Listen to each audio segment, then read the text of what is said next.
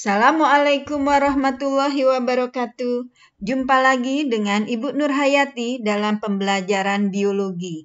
Kali ini Ibu akan membahas tentang Kingdom Animalia, khususnya tentang hewan moluska. Sebelum kita belajar, jangan lupa untuk tekan likes-nya, subscribe, dan tekan tombol loncengnya agar kalian selalu update dalam video-video pembelajaran dari Ibu.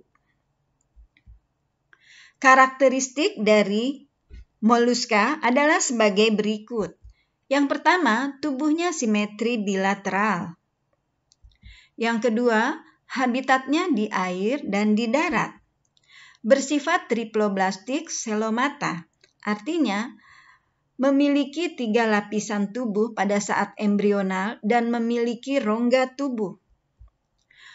Ukuran dan tubuhnya bervariasi. Tubuhnya lunak dan tidak beruas-ruas. Reproduksi secara seksual dan fertilisasi dilakukan secara internal. Sebagian bersifat hermaprodit. Sebagian memiliki cangkang dan sebagian tidak. Tubuh terdiri atas kaki, massa visceral, dan mantel. Struktur tubuh dari moluska adalah sebagai berikut. Coba kalian perhatikan. Moluska umumnya memiliki 3 bagian utama yang sama, yaitu berupa kaki, massa visceral, dan mantel. Kaki moluska berotot.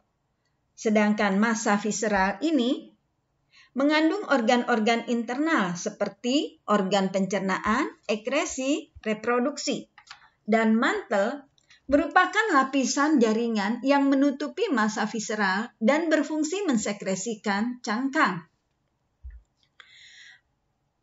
Pada tubuh moluska sudah terdapat sistem pencernaan yang lengkap yang terdiri dari mulut, esofagus atau kerongkongan, lambung, usus, dan anus. Pada bagian mulut terdapat radula atau yang disebut dengan lidah parut. Radula berfungsi untuk mengeruk lumut, merumput, mengebor, dan menangkap mangsa. Moluska juga sudah memiliki jantung dan bernafas dengan insang. Klasifikasi dari moluska adalah sebagai berikut. Terbagi menjadi Amphinera, contohnya adalah Chiton, Scapopoda, contohnya adalah Dentalium, Gastropoda, contohnya adalah siput, Cephalopoda, contohnya adalah cumi-cumi, dan Pelicipoda, contohnya adalah kerang. Amphinera memiliki karakteristik sebagai berikut. Memiliki cangkang, tubuh simetri bilateral, hidup di sekitar pantai, tubuhnya pipih dan tidak memiliki kepala, sistem pengeluaran berupa 2 buah ginjal, sistem saraf berupa 2 pasang tali saraf longitudinal, mempunyai insang di dalam rongga mantelnya, sistem peredaran darah berupa jantung dengan 3 ruang, sistem pencernaan berupa mulut dengan lidah parut, lambung, usus, dan anus, dibedakan atas 2 ordo, yaitu Polyplacopora, contohnya Chiton, dan Aplacopora, contohnya Nemonenia carinata. Scapopoda memiliki karakteristik sebagai berikut, yaitu berbentuk seperti terompet, pertukaran gas terjadi di mantel, habitatnya hidup di laut atau di pantai, Di kepala terdapat beberapa tentakel, mempunyai cangkang berbentuk silinder dan tajam. Panjang tubuhnya 2,5 sampai 5 cm, ada juga yang 4 mm, ada yang 25 cm. Kaki muncul di ujung cangkang besar untuk menggali pasir. Sirkulasi air untuk pernafasan digerakkan oleh kaki dan silia. Contohnya Dentalium vulgare. Gastropoda hidup di darat, air tawar, dan di laut. Bergerak dengan menggunakan perutnya, sehingga disebut dengan gastropoda. Kaki depan berlendir untuk mempermudah bergerak, memiliki cangkang yang melintir. Kepala di depan dilengkapi dengan tentakel. Tentakel ada dua macam, yaitu tentakel pendek sebagai perasa dan pembau, tentakel panjang, ada bintik mata untuk membedakan yang gelap dan yang terang. Contohnya siput dan bekicot. Cephalopoda memiliki ciri-ciri sebagai berikut, yaitu memiliki dua buah mata, tubuh simetri bilateral, pernafasan dengan insang, alat geraknya di kepala. Cepal adalah kepala, poda adalah kaki, sehingga kakinya berada di kepala.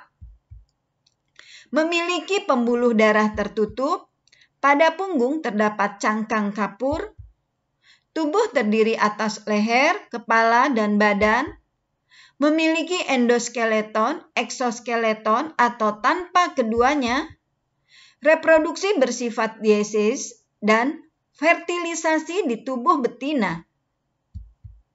Memiliki sifon di perut untuk menghasilkan tinta dan di dekat kepala untuk melesatkan diri. Ordonya berupa Tetrabranchiata, contohnya Nautilus, dan Dibranchiate, contohnya Loligo, cumi-cumi, Octopus, atau gurita. Pelysipoda hidup di air tawar dan laut. Kakinya pipih dan dapat dijulurkan, sehingga disebut dengan Pelysipoda. Cangkangnya setangkup, sehingga dinamakan sebagai bivalvia. Bernafas dengan insang yang berbentuk lembaran dan disebut dengan lamellibranchiata. Memiliki sistem saraf dan otak yang berkembang dengan baik. Contohnya kerang, kerang mutiara, kijing, dan tiram. Peranan hewan moluska. Di antaranya adalah berperanan yang menguntungkan. Yang pertama sebagai sumber makanan yang mengandung tinggi protein seperti kerang hijau, kerang darah, cumi-cumi, balakutak. Yang kedua sebagai perhiasan. Contohnya kerang mutiara dapat dijadikan sebagai bahan perhiasan, dapat dijadikan kalung, gelang, liontin, cincin, dan lain sebagainya. Dapat dijadikan sebagai bahan kerajinan tangan. Cangkang dari kerang atau hewan-hewan moluska ini dapat dijadikan sebagai bahan kerajinan tangan seperti lampu-lampu hias, perabotan seperti tempat tisu, dan hiasan yang lainnya. Dapat dijadikan sebagai bahan kosmetik. Lendir dari siput Ahanthia fulica dapat dijadikan bahan kosmetik untuk mencegah penuaan dini.